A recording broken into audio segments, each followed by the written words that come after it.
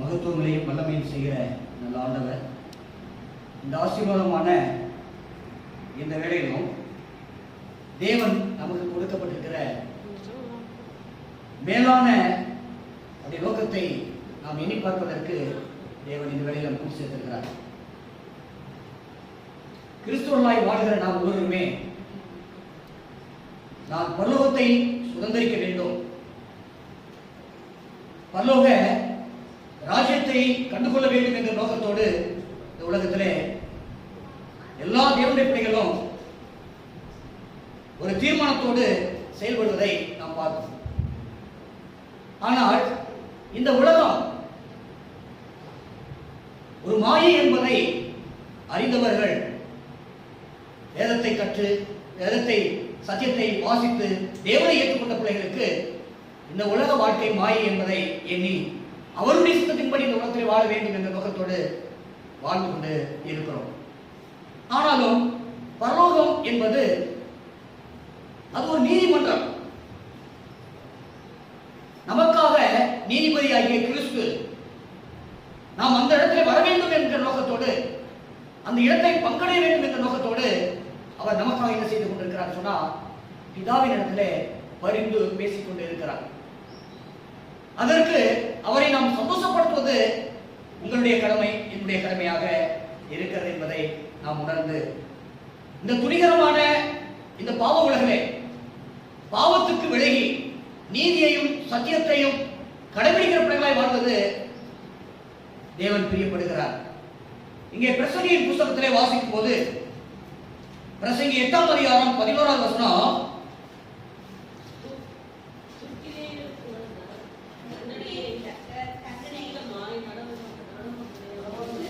நடவாதபடியால்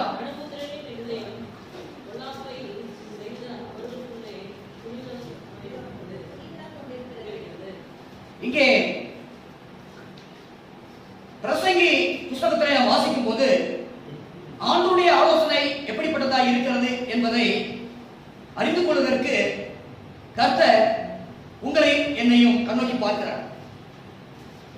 என்ன காரியத்தை சொல்லப்பட்டிருக்கிறது என்று நாம் பார்க்கும்போது, துர்க்கிரியைக்கு தக்க தண்டனையை சீக்கிரமாய் நடவாதபடியால் பாவம் செஞ்சவங்களை ஆண்டவர் தண்டிச்சிருவார், பாவம் செய்யாதவர்களை பரலோகத்துக்கு கொண்டு போவார், அல்லது நீதி நியாயங்களை செய்கிறவர்களை ஆண்டவர் செய்வார். தற்காப்பார் என்ற மனுஷீக சிந்தையை கொண்டிருக்கிற உலகத்திலே இங்கே வேதவசனமாக நமக்கு சொல்லப்படுவதை நாம் பார்க்கும்போது, துர்க்கிரியைக்கு தக்க தண்டனை சீக்கிரமாய் நடவாதபடியால் மனுபுத்திரரின் இருதயம் பொல்லாப்பை செய்ய அவர்களுக்குள்ளே துணிகரம் கொண்டு இருக்கிறது. துணிகரம்.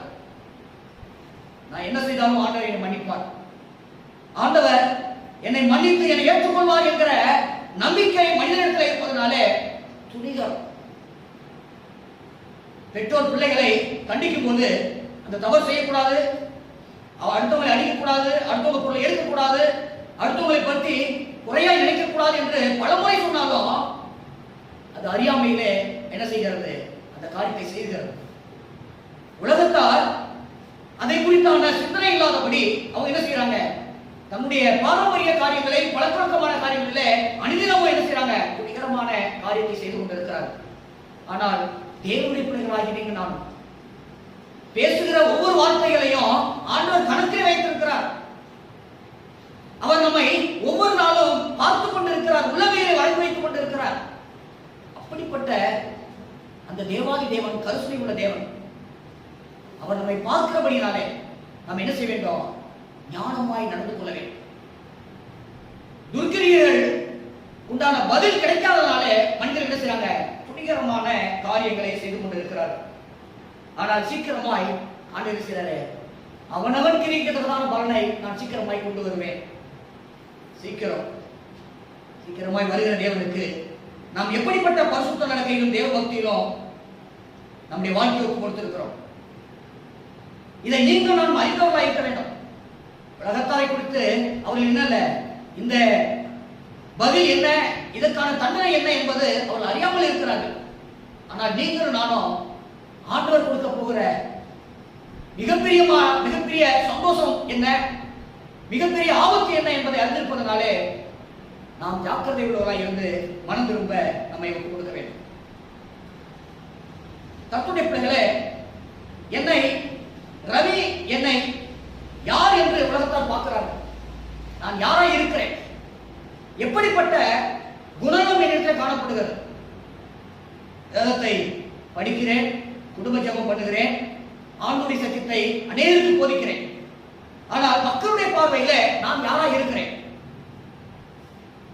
நான் நினைப்பதும், நான் யோசிப்பதும், நான் நடப்பதும் தேவனுக்கு பிரியமாய் இருக்கிறதா? ஆண்டவர் என்னை சொன்ன வழியில நான் நடக்கிறேனா அல்லது எதிர்மறையா நான் நடக்கிறேனா? என்னை யாருமே பார்க்கவில்லை என்பதனாலே யார் கண்ணுக்கும் புலப்படாத ஒரு காரியத்தை நான் செய்து கொண்டிருக்கிறேன். தேவஜானமே, என்னை யாரை பார்க்கணும்? ஒரு உண்மையுள்ள உத்தமமான தேவனுடைய ஊழியக்காரனாய் இருக்கணும் என்பதை அநேகர் என்ன செய்யணும், கண்டுகொள்ள வேண்டும். அது ஒரு நாள்ல, ஒரு வாரத்தில் அல்ல, என்னுடைய வாழ்நாள் எல்லாம் நான் செய்யக்கூடிய காரியத்தை கண்டு என்ன செய்யணும்? உங்களை பார்க்கிறவர்கள் என்னை பார்க்க வேண்டும். யாரை பார்க்க வேண்டும்? ரவி அல்ல, கிறிஸ்துவை பார்க்க வேண்டும். அப்ப கிறிஸ்துவனுடைய அந்த குணநலம், தோற்றம், அதனுடைய அழகு நம்மிலே காணப்பட வேண்டும். ஆண்டவர் அழகில் சிறந்தவர், நம்முடைய தோற்றங்களை போல இல்லை. ஆனால் அவர் சாயலில் படைக்கப்பட்டிருக்கனா அவர் என்ன செய்ய, நம்மை உருவாக்குவதற்கு நம்ம என்ன செய்யணும்? அர்ப்பணம் பண்ண வேண்டும். என்னையே நான் உங்களுக்கு அர்ப்பணித்தேன். இங்கே எரேமியா புத்தகத்திலே நான் வாசிக்கும் போது, எரேமியா தீர்க்கதரிசி புத்தகம் 23ஆம் அதிகாரம் 23, 24 வசனம், 23ல 24 வசனம்.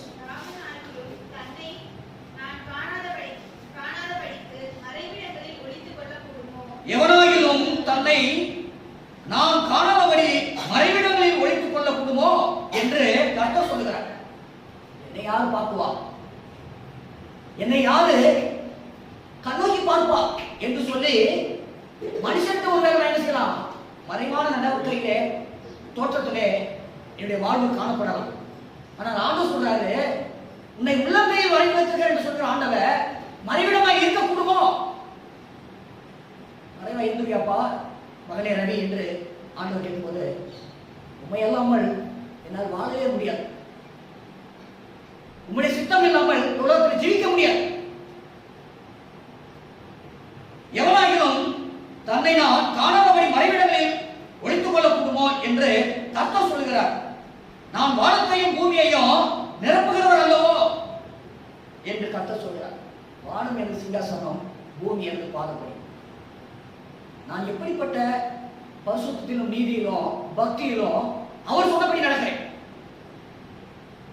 கூலிக்காக வேலை செய்கிறேனா அல்லது ஆசீர்வாதத்துக்காக, குடும்ப ரட்சிப்புக்காக? நோவா பேலை ஏற்படுத்தினது போல தன் குடும்பத்தையும் தன்னுடைய திருச்சபையும் வழிநடத்துவதற்கேற்ற ஜெபத்தியானம் இருக்கிறதா? கர்த்தருடைய பிள்ளைகளே, அவர் எப்படிப்பட்டவர்? பார்க்கிறப்ப நம்ம பேசுறோம், தூரத்தில் இருக்கும்போது சிந்தனையே மறந்து போகுது, அந்த அதை குறித்தான எண்ணங்களே இல்லை. ஆனால் சமீபத்துக்கும் தூரத்துக்கும் தேவனான கர்த்தர் அவர் என்ன செய்யறாரு? எல்லாரும் மேலும் கரிசனை உடையவராக இருக்கிறார். அவர் எப்படிப்பட்டவர்? அவர் கரிசனை உள்ள தெய்வம். அப்படிப்பட்ட அந்த மேலான தெய்வம் தன்னை காணாதபடி எங்கே போனாலும் அவர் என்ன செய்யறார்? நம்ம கூட வர்றார். அப்ப நீ ஒரு வேலை மறந்து போனாலும், நீ வேற ஒளிந்து கொண்டாலும், நான் என்ன செய்வேன்? நான் ஒரு அருகிலே இருக்கிறேன், உன் பக்கத்திலே இருக்கிறேன். எவ்வளவு பெரிய ஒத்தாசங்க இல்லையே! நம்ம என்னதான் குருவு பண்ணாலும் சேட்டை பண்ணாலும் சரி, நல்ல பிள்ளை என்று தட்டி கொடுக்குறோம், உனக்கு என்ன வேணும் அதை வாங்கி கொடுக்குறோம். ஆனால் கர்த்தருடைய பிள்ளைகளே, ஆண்டவர் அவர் என்ன செய்கிறாரு? நாம் செய்த அநீதிக்கு தக்க பலனை கொடுக்காதபடி உனக்காக நான் என்ன செய்றேன்? என்னை அர்ப்பணம் பண்ணிட்டேன். கர்த்தருடைய பிள்ளைகளே, அவர் பெரியவர், உன்னதமான தேவன். 1 யோவான் 2ஆம் அதிகாரம் 1ஆம் வசனம்,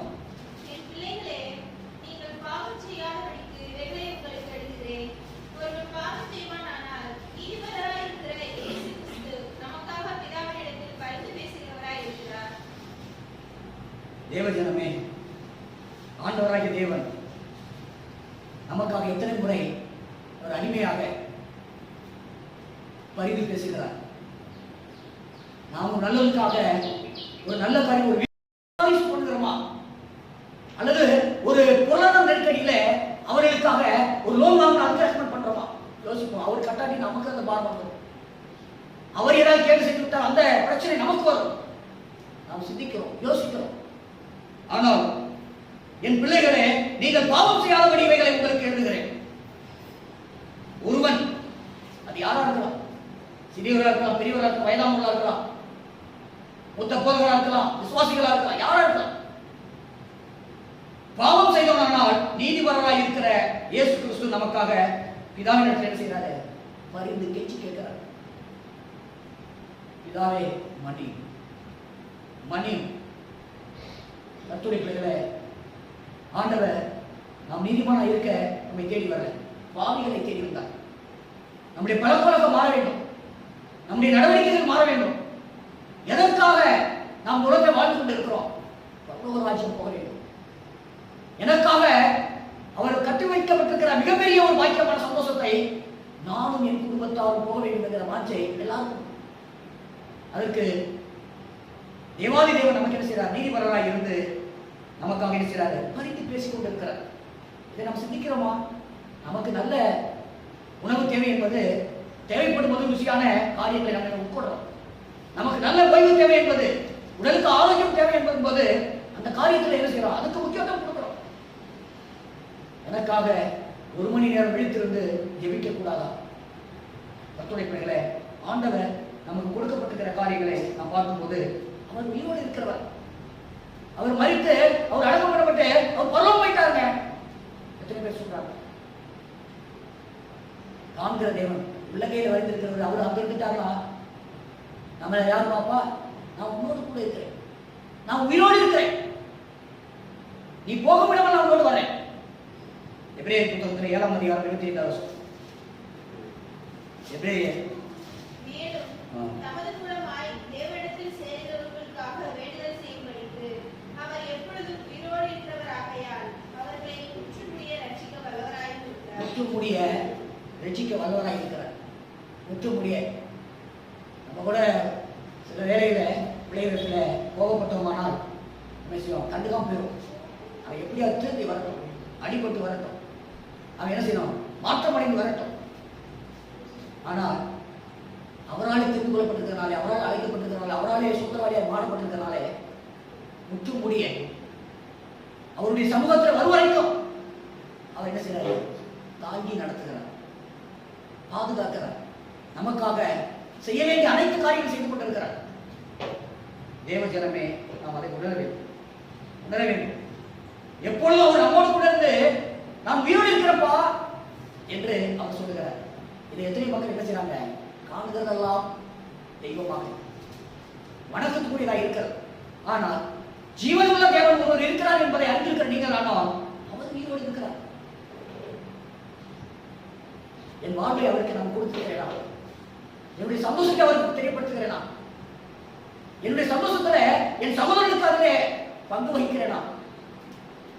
தேவஜனமே, நம்மை நாமே சிந்தித்து பார்க்க வேண்டும். அப்போஸ்தலனாகிய பவுல் பிலிப்பியர்கள் நிருபம் 4ஆம் அதிகாரம் 3ஆவது வசனம். 4:3 அன்றியும் என் உத்தம கூட்டாளியே, அவர்கள் உறுதியாய் இருக்கும்படி உன்னையும் வேண்டிக் கொள்கிறேன். அவர்கள் பிளேமெந்தோடும் மற்ற என் உடன் வேலையாட்களோடும் கூட சுவிசேஷ விஷயத்தில் என்னோட கூட மிகவும் பிரயாசப்பட்டார்கள். அவர்களுடைய நாமங்கள் தீர்வு புஸ்தகத்தில் இருக்கிறது. இங்கே பார்க்கும்போது உத்தம கூட்டாளி, என் உத்தம கூட்டாளியே, அவர்களுக்கு உதவியாக இருக்கும்படி உன்னை வேண்டிக் கொள்கிறேன். தேவனுடைய ஊழியக்காரன் என்ன செய்யணும்? எல்லாரையும் அரவணைச்சு, எல்லாரையும் ஆதரிச்சு, எல்லாருக்கும் நன்மை செய்யும். ஒருவருக்கு ஒரு என்ன செய்யணும்? சூழ்நிலை அறிந்து பேலன்ஸ் பண்ணி என்ன செய்யணும்? தூக்கி சொல்லணும். அதுதான் மெய்யான பிரதான மேய்ப்பர் ஆகிய கிறிஸ்து செய்தார். நாம் மேய்ப்பராக இருக்க நாமும் என்ன செய்யணும்? அப்படிதான் எல்லா காரியத்திலும் விட்டு கொடுத்து தாங்கி சுமந்து என்ன செய்யணும்? உத்தமனாய் மாறுவதற்கு அவரால் கற்றுக்கொள்ளப்பட்ட பிள்ளைகள் நாம் என்ன செய்யணும்? ஒரு தாக்கி சுமந்து தேக்கி ஆட்டி வழி நடத்த வேண்டும். அதை தேவாதி தேவன் நமக்காக ஆயத்தப்படுத்தியிருக்கிறார். விசுவாச குடும்பமே, நம்முடைய பேர் ஜீவ புஸ்தகத்தில் இருக்க வேண்டும். ஆயத்துக்கு வர்றோம், ஆண்டோடைய பிள்ளையா இருக்கிறோம். ஆண்டோடைய விசுவாச காரியத்துல நாம் என்ன செய்யறோம்? ஆண்டவர் ஏற்றுக்கொண்டு என்னுடைய பேர் ஜீவ புஸ்தகத்தில் இருக்கிறது. அதை என்ன செய்யாது? அது அழிக்கவே முடியாது யாராலும். ஆனா நான் செய்ய வேண்டிய காரியத்தை செய்து கொண்டிருக்கிறேன், நான் நடத்த வேண்டிய வழியை நடந்துக்கிறேன், எனக்கு பிரியமான காரியத்தை செய்கிறேன் என்று சொன்னால் அது சாத்தியமாக அவர் சொல்லும் வழி நாம் செய்ய வேண்டும். அவரை நம்பியிருக்க வேண்டும். அப்படிப்பட்ட மேலான காரியத்தை செய்வதற்கு தேவன் உங்களை அழைத்திருக்கிறார், என்னையும் அழைத்திருக்கிறார். சீக்கிரமா வரப்போகிறார். வரும் நாள் எப்படிப்பட்டது என்பதை நாம் அறிந்திருக்கிறோம். அப்படி அறிந்திருப்பதனாலே வருவதற்கு முன்னாக நான் என்ன செய்வேன்? எலியா தீர்க்கதரிசி உங்கள் மத்தியில் அனுப்புவேன்.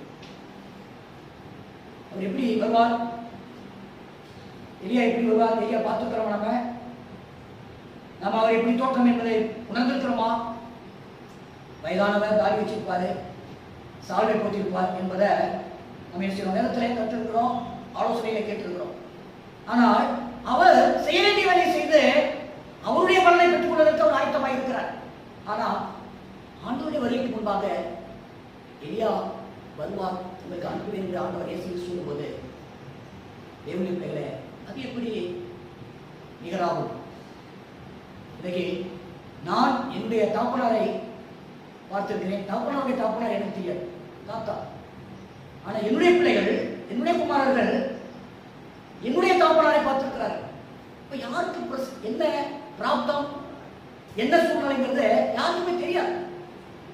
என்னுடைய தாப்பனாருடைய அப்பாவை நான் பார்க்கவில்லை, ஆனால் என்னுடைய பிள்ளைகள் என்னுடைய தாப்பனாரை பார்த்திருக்கிறார், தாத்தாவை பார்த்திருக்கிறார்.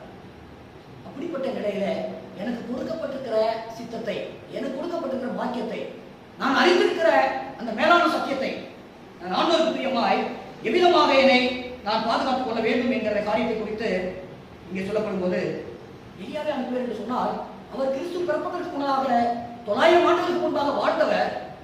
அவர் வாழ்ந்து அவர் காலங்களை எல்லாம் செய்ய வேண்டிய வேலைகளெல்லாம் வல்லமையாய் செய்து இரும்பு தீர்க்கதரிசியாக என்ன செய்தாரு? பாகாலுக்கு உண்டான காரியங்களை ஜெயமாக வெற்றி சிறந்தவர். கேட்டரும் கேட்டரும் என்று சொல்லி அந்த பாகாலின் தீர்க்கதரிசிக்கு முன்பாக அவர் என்ன செய்தார்? சாட்சியாக வெற்றி சிறந்தார். அவர்கள் என்ன செய்தார்? பலிபீடத்தை உங்க கடவுள் வந்து என்ன செய்ய பட்சிக்கட்டும் என்று சொன்னாரு. ஆனா அவங்க என்ன செய்யல? அந்த காரியம் பட்சிக்கவில்லை. ஆனா இவர் என்ன செய்தாரு? அதை நினைக்கிறார். பலிபீடத்தை என்ன செய்யறார்? தண்ணி ஊற்றி நினைத்து ஓடக்கூடிய அளவு விறகுகளையும் கட்டைகளையும் என்ன செய்யறாரு? அந்த பலிபீடத்தில் இருக்கிற எல்லாவற்றையும் நினைத்து கால்வாயாக தண்ணீர் ஓடுகிறது. அப்படிப்பட்ட ஒரு அதிசயத்தை பார்த்து அவர்கள் நம்பி இருக்கிற அந்த விசுவாசம் எப்படிப்பட்டது? கேட்டாலும் ஆண்டவரே கேட்டாலும் என்று கேட்ட மாத்திரத்தை கேட்பார் என்ற நம்பிக்கையோடு கேட்டார். அக்கினி என்ன செய்தது? எல்லாவற்றையும் பட்சித்து போட்டது. தண்ணீர நனைஞ்சிருக்கு லேட்டாகுங்கிறது இல்லை, காயட்டும் அல்லது அதை என்ன செய்யணும், அது சூடரட்டும் என்று இல்லை. அக்கினி அபிஷேகம் என்ன செய்வது? அங்கே பட்சித்து. இன்னைக்கு திருச்சபை மத்தியிலும், ஊழியக்காரர் மத்தியிலும், விசுவாசிகள் மத்தியிலும் அக்கினி அபிஷேகம் நமக்கு தேவை. வாய்ப்பு கிடைக்கும் போதெல்லாம் தேவனை தேடுவதற்கான ஒரு தருணத்தை ஆண்டவர் வைத்திருக்கிறார். வருகிற இந்த மாதத்திலே நாம் என்ன செய்வது? சில விடுமுறை நாட்கள் வர இருக்கிறது. அந்த நாட்களிலே நாம் என்ன செய்யணும்? அதற்காக அக்கினி அபிஷேகம் எனக்கு தேவையானவரை சொல்லி உபவாச கூட்டங்கள் நடத்துவதற்கு நாம் என்ன செய்ய வேண்டும்? ஆயத்தப்படுத்த வேண்டும். நேரத்தை ஆண்டவர் நமக்கு கொடுக்கிறார். சமயம் கிடைத்தாலும் கிடைக்காவிட்டாலும் அவருடைய வார்த்தைகளை நாம் என்ன செய்ய வேண்டும்? மற்றவருக்கு நல்லதை சொல்ல வேண்டும். அப்படிப்பட்ட காரியத்தை செய்வதற்காக தேவன் என்ன செய்திருக்கிறார்? நமக்கு வாய்ப்பை கொடுத்திருக்கிறார். ஒரு பகிரமான ஒரு சூழ்நிலை இந்த உலகத்தில் நடக்கப் போகிறது. அதில் தப்பித்துக் கொள்வதற்கு நீங்கள் ஆயத்தப்படுங்க. மல்கியாவின் புத்தகத்திலே வாசிங்கள் 2-3 வசனத்தை வாசிக்கலாம். 4ஆம் அதிகாரம் 5வது வசனம்.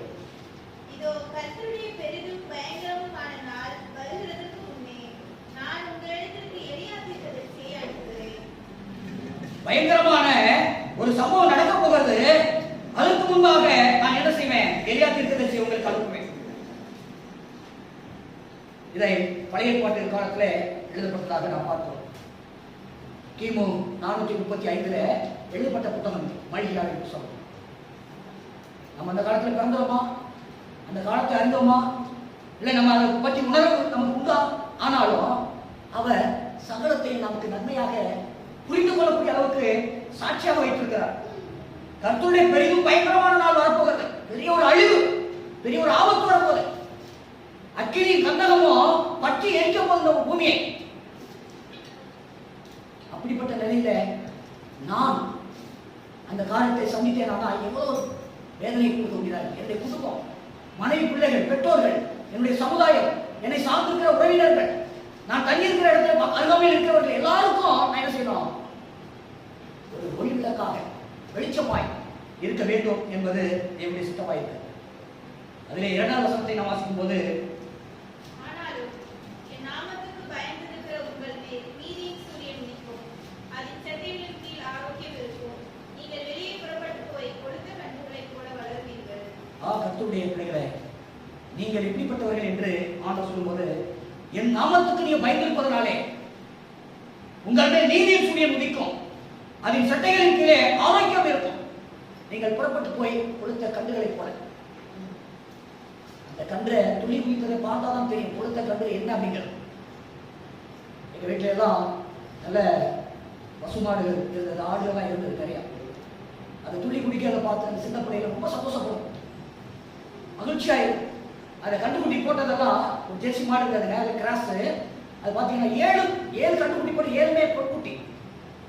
கிடை அது என்ன சொல்லுவாங்க? கிடைன்னு சொல்லுவாங்க. அப்ப எல்லாமே பெண்குட்டி. பாருங்க, கடவுளை தேடும்போது ஆசீர்வாதத்தை ஆண்டவர் கொடுக்கிறார்.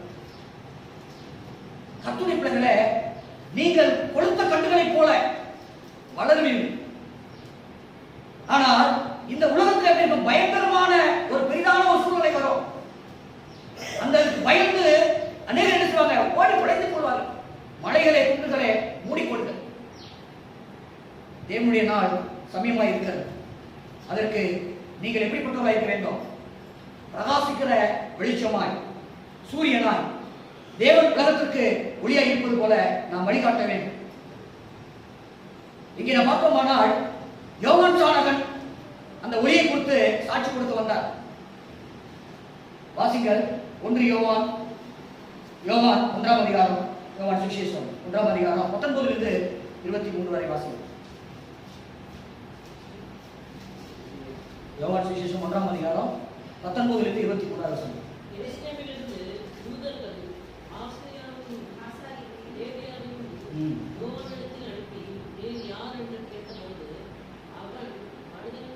மறுதலியாமல் அறிக்கையிட்டதுமன்றி நான் கிறிஸ்து அல்ல என்று அறிக்கையிட்டான். அப்பொழுது அவர்கள், என்னே யார், நீ எலியாவா என்று கேட்டார்கள். அதற்கு நான் அவன் என்று அறிவித்தார்.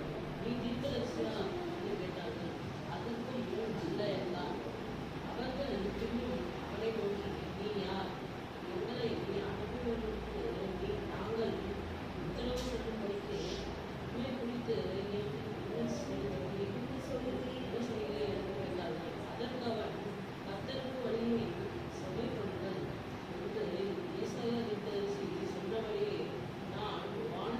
அனாந்தரத்திலே கூப்பிடுவதற்குரிய சத்தமாய் இருக்கிறேன் என்றார். அனாந்தரத்திலே என்ன செய்தாரு? அருமையான காரியங்களை செய்தார். நீ யார்? இயேசுவா, எலியாவா, தீர்க்கதரிசியா, யார் என்று கேட்ட மாத்திரத்துல நான் வழியை ஆயத்தப்படுத்த வந்தேன். நீங்கள் நானும் அந்த வழியை ஆயத்தப்படுத்த அந்த உரிமையாக உங்களுக்கு எனக்கு கொடுக்கிறது. கர்த்தருடைய பெயரே, அந்த எலியா செய்த அந்த ஊழியம், இயேசு காட்டின அந்த வழி, அப்போஸ்தலர்கள் சீடர்கள் செய்த அந்த மெய்யான சத்தியம், கண்ட கேட்ட பார்த்த காரியத்தை அவர்கள் ஏற்றுவது போல நீங்கள் நாம் சொல்வதற்கு நம்ம என்ன செய்ய வேண்டும்? அர்ப்பணிக்க வேண்டும். அப்படிப்பட்ட வேலையை செய்வதற்காக தேவன் உங்களை அழைத்திருக்கிறார். இயேசு சொல்லுகிறதை நான் பார்ப்போம். மத்தேயு 17ஆம் அதிகாரம் 10 இருந்து 13 வரை. அப்பொழுது அவருடைய சீஷர்கள் அவரை நோக்கி, அப்படியானால் எலியா முந்தி வர வேண்டும் என்று வேதபாரகர் சொல்லுகிறார்களே, அது எப்படி என்று கேட்டார்கள். இயேசு அவர்களுக்கு பிரதியுத்தரமாக, எலியா முந்தி வந்து எல்லாவற்றையும் சீர்படுத்துவது மெய்தான். ஆனாலும் எலியா வந்தாயிற்று என்று உங்களுக்கு சொல்கிறேன். அவனை அறியாமல் தங்கள் இஷ்டப்படி அவனுக்கு செய்தார்கள். இவ்விதமாய் மனுஷகுமாரனும் அவர்களால் பாடுபடுவார் என்றார். 13. அவர் யோவான் ஸ்நானனை குறித்து தங்களுக்கு சொன்னார் என்று சீஷர்கள் அப்பொழுது அறிந்து கொண்டார்கள். கர்த்தருடைய பிள்ளைகளே, வழிகளை சீர்படுத்த வந்தவர். அநேகரை ரட்சிப்புக்குள்ளாய் மனமாற்றம் ஏற்படுத்துவதற்கு வந்த அந்த யோவான் சாணகனை அறியாமல் என்ன செய்தாங்க? கொலை செய்தார்கள். அவருடைய பிறப்பு அநேக சந்தோஷத்தை தரக்கூடியதாக பிறந்தார். அவர் பிறப்பு நிமித்தம் அநேகர் சந்தோஷப்பட வேண்டிய பிள்ளைகள் அவரை அறியாமல் என்ன செய்தார்கள்? அவரை சிறை சேதம் பண்ணினார்கள். கர்த்தருடைய பிள்ளைகளே, உங்களுக்கும் எனக்கும் பல ஆபத்துகள், பல நாசமோசங்கள், பல ஏமாற்றங்கள், தடைகள் இருக்கும்.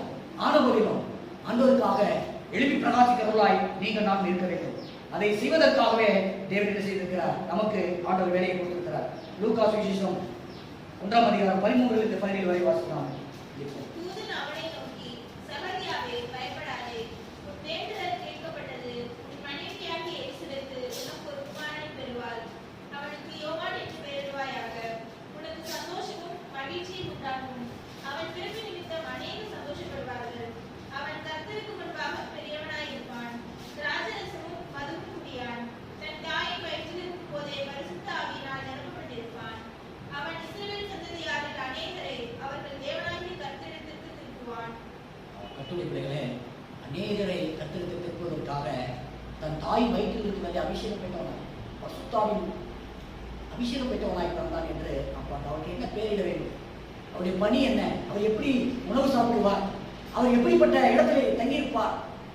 ஆண்டவருடைய ஊழியத்தை யோவான் சாணகன் செய்வது நிமித்தமாக சிறை செய்து பண்ணப்பட்டார். ஆனாலும் நாம் பயப்படாதபடி என்னுடைய பிள்ளைகள் எப்படி இருப்பாங்க? ஒளிவமர கண்டுகளை போல் இருப்பார். என்கிற வாக்குத்தத்தின்படி ஆண்டவர் நமக்காக ஒரு நீதிமன்றத்தை வழக்காடி முற்றுமுடிய நம்மை அவருடைய ராஜ்யத்திலே கொண்டு போக வரைக்கும் நம்மை பாதுகாக்க தேவன் நம்மோடு கூட இருக்கிறார். எலியாவின் வல்லமையும் ஆவியும் நம்ம என்ன செய்ய வேண்டும்? நம்மை பலப்படுத்த வேண்டும்.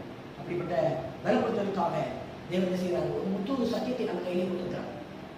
வானத்தையும் பூமியையும் சமுத்திரத்தையும் நீரூற்றுகளை உண்டாக்கின அந்த கடவுளை நீங்கள் தொழுகை செய்ய வேண்டும் என்கிற செய்தியை இன்னைக்கு உலக மக்கள் யாரெல்லாம் எப்படிப்பட்ட காரியங்களை செய்து கொண்டிருக்கிற வேலையிலே வானத்தையும் பூமியையும் சமுத்திரத்தையும் நீரூற்றுகளை உண்டாக்கின தெய்வமே தெய்வம் என்று சாட்சி கொள்வதற்காக ஆண்டவர் நமக்கு தங்கத்தை கொடுத்திருக்கிறார். அதை அந்த முத்தூறு சத்தியத்தை நீங்கள் நாம் சொல்வதற்கு எலியாவின் வல்லமை நமக்கு தேவை. எலியாவின் ஆவி நமக்கு தேவை. மன உற்சாகத்தோடு எத்தனை திரளான கூட்டமாக இருந்தாலும் சரி, நான் ஒருவன் மாத்திரம் தான் இருக்கிறேன் என்று சொல்லி சோர்வுபடாதபடி கர்த்தர் நம்மை கொண்டு அவருடைய ராஜ்யத்துக்கு அநேக பேரை கொண்டு சேர்ப்பதற்கு தேவன் நமக்கு அனுகிரகம் பண்ணுவாராக. ஆமென்.